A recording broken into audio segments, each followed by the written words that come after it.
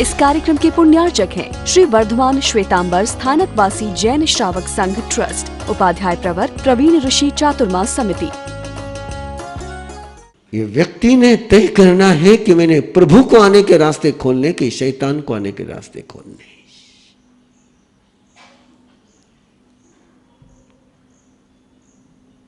भक्ति से जुड़े हुए व्यक्ति के जीवन में कोई भी आए तो भगवान ही आता है। और नैसर देख रहा है काश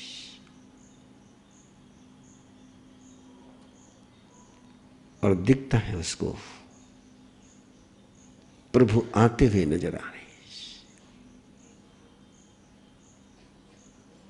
मैं ड्रेस कोड की चर्चा में करता नहीं, प्रभु किसी ड्रेस कोड में आते नहीं और तुम्हें बिना ड्रेस कोड के प्रभु दिखते नहीं, तुम्हारी समस्या है।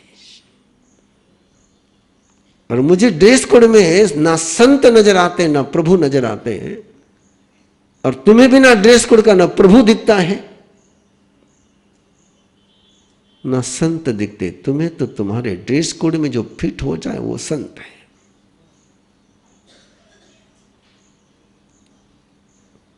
और मुझे तो इतना ही पता है जो किसी ड्रेस कोड में फिट हो सकता है वो तस्वीर तो हो सकती है, वो तदबीर कभी नहीं हो सकती है। वो फ्रेम तो हो सकती है, जिंदा इंसान कभी नहीं हो सकता है। किसी के फोटो को तो तुम फ्रेम में लगा सकते हो, लेकिन किसी जिंदा इंसान को तुम फ्रेम में नहीं लगा, लेकिन आप लोग लगा लेते हो।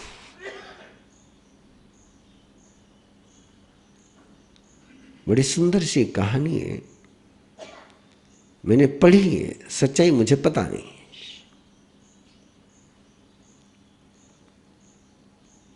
अफगानिस्तान के बादशाह ने सोने का गोल्ड का पलंग बनाया, बेड गोल्ड का बनाया और उसको हीरो से जड़ा और किसी को भी सोने के लिए उसको उपलब्ध करा दिया। कोई भी आकर इस पर सो सकता है, बस शर्त इतनी सी थी, जितनी बेड की लंबाई है उतनी लंबाई उसकी होनी चाहिए। उससे कम लंबाई होगी तो दोनों तरफ से खींच करके उतना उसको लंबा करेंगे, और उससे ज्यादा लंबाई होगी तो दोनों तरफ से इसको काटेंगे।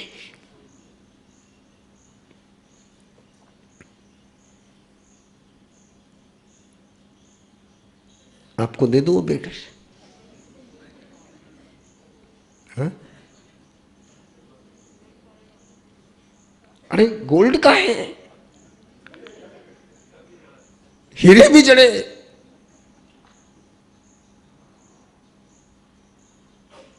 सो जाओ ना, ऐसा मौका कब मिलेगा? बढ़िया बेड है। तुम भी तो अपने संतों का ऐसे ही बेड उपलब्ध कराते हो। हमारे बेड जितनी तुम्हारी लंबाई होनी चाहिए, नहीं हो तो खींच लेंगे, और बेड से ज्यादा होगी तो छोड़ देंगे।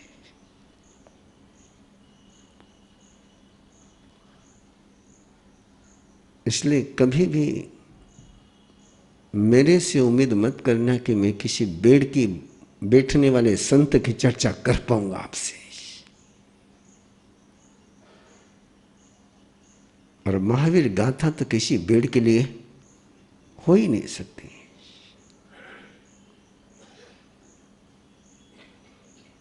ये जो बेड फ्री हो सकते हैं, आगाह से एवं निरालंबने, परमात्मा ने तो अपने संत के लिए जो 54 उपमाएं दी, उसमें पहली उपमा है,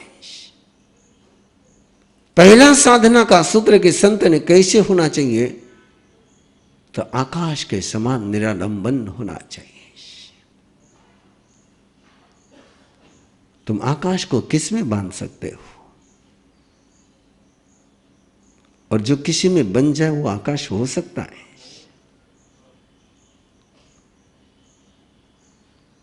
और भगवान महावीर ने प्रश्न व्याकरण सूत्र में जो संत का एक चरित्र सामने रखा, उसमें पहला चरित्र का पन्ना है, आकाश से वह निरालंबन है, वो आकाश के समान है। लेकिन अभी किसी को आकाश तो चाहिए नहीं। अभी तो सबको क्या चाहिए? घड़े चाहिए।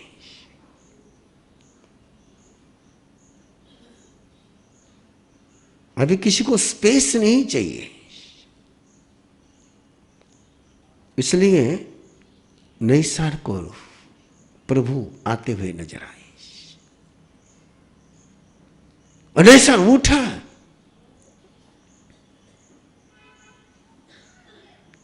जहां उम्मीद नहीं थी वहां नजर आए, उठा, आगे बढ़ा।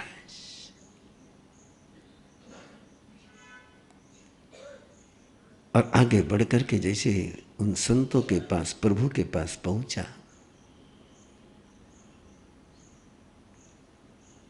वंदन किया, नमन किया, समर्पण किया,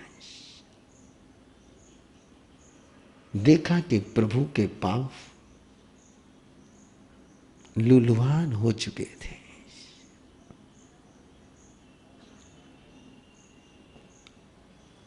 शरीर पर से पसीना बहता जा रहा था।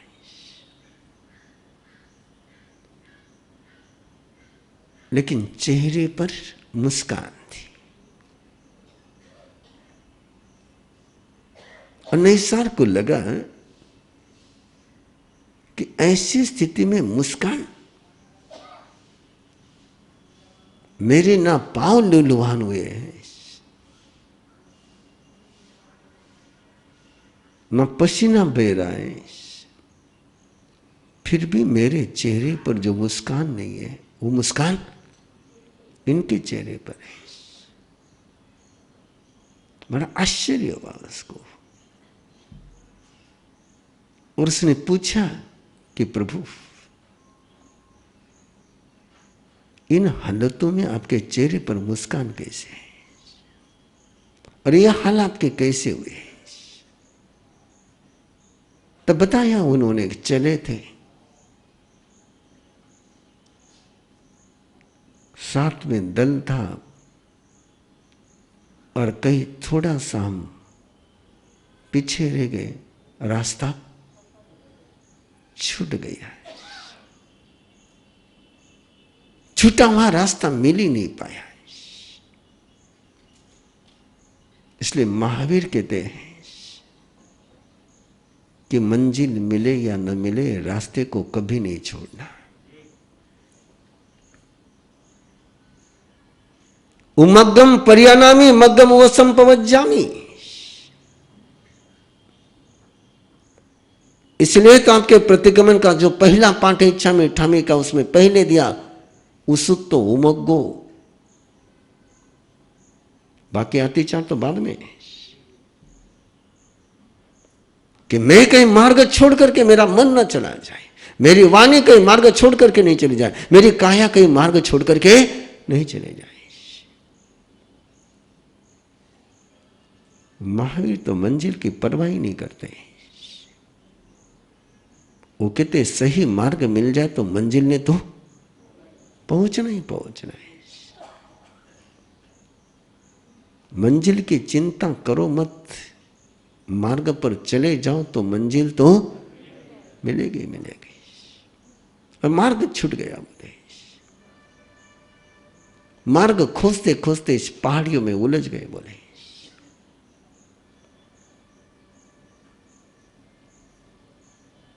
गए थे आहार के लिए, लेकिन आहार नहीं मिला, राह भी नहीं मिली, आहार भी नहीं मिला।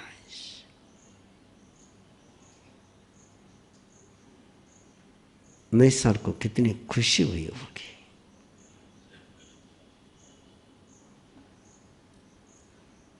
और नैसार ने प्रार्थना करी, प्रभु पधारो, प्रभु पधारो। तैयार है, बस आपका ही इंतजार है। श्रावक के 12 व्रतों में शिखर का व्रत है। बिना जिस व्रत के श्रावक का शिखर पूरा नहीं होता है। फाउंडेशन है अहिंसा का व्रत और शिखर है अतिथि संविभाग व्रत। वो शिखर है, वो छत है।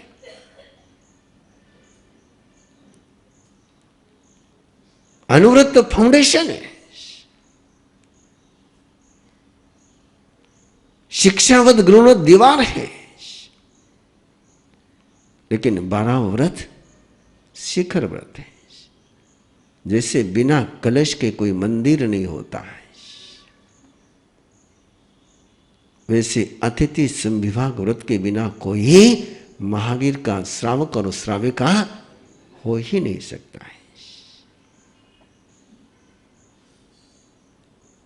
इसलिए तो ये कहा जाता है कि तू जिस समय बैठ जाए पहले प्रार्थना कर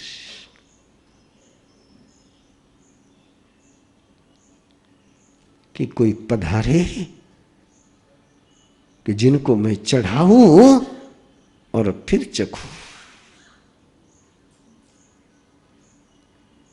एक इमोशन दी गई, एक प्रेरणा दी गई और मुझे चेन्नई का वो भंडारी परिवार स्मृति पटल पर आ रहा है। ऐसे नाम याद रहते नहीं और ऐसे नाम में भूलता नहीं।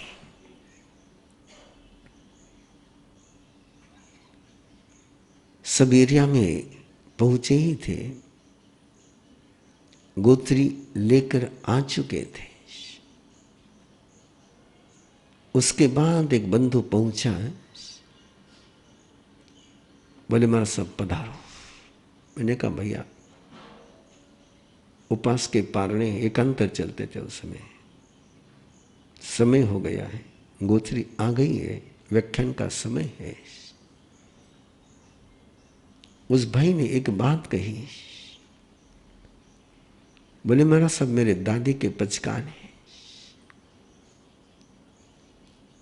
कि स्थानक में कोई संत है तो बिना बेराए वो पारना नहीं करती है और तेले का पारना है। बोले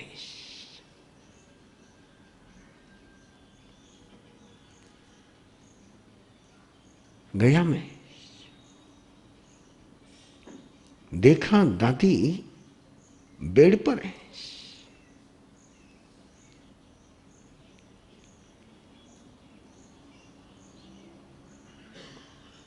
लिया उनके हाथ से,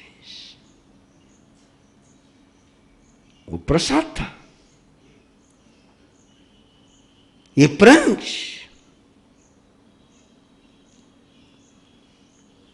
यदि क्षेत्र के स्थानक में संत है तो बिना बेराए पारना नहीं करूंगे।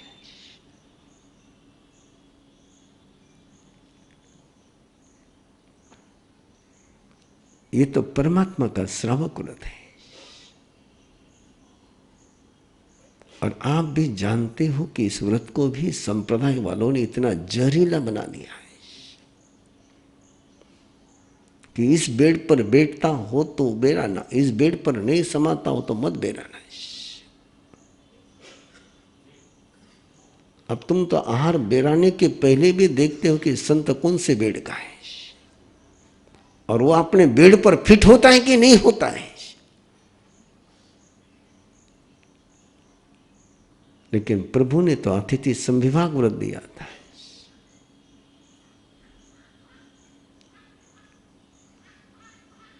और ये व्रत, ये प्रंच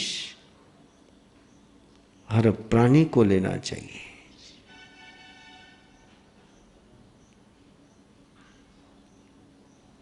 बेटा ऑफिस चला जाता था,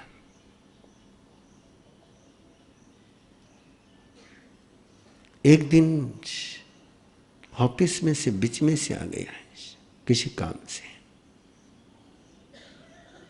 और उस समय उसकी मां खाना खा रही थी उसने मां के थाली की तरफ देखा है और थाली की तरफ देखा है,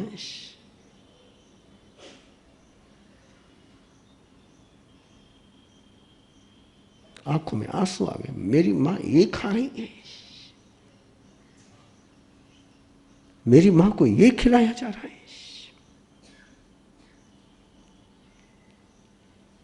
लेकिन सयाना बेटा था, जहर का घूंट पी करके वापिस चला गया। दूसरे दिन जिस समय होम मिनिस्टर ने प्राइम मिनिस्टर को बुलाया लंच के लिए, तो बेटे ने पहले मां को कहा, मां मेरे साथ चलो। नहीं बेटा तू खा ले, मैं बाद में खा लूंगी। बोले नहीं मां, आज से मैं तुम्हारे साथ ही भोजन करूंगा, मैं तुम्हारे बिना भोजन नहीं करूंगा। अब होम मिनिस्टर क्या करेगी?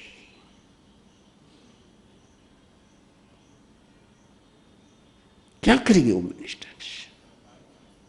जो रोज खिलाती वो खिला पाएगी?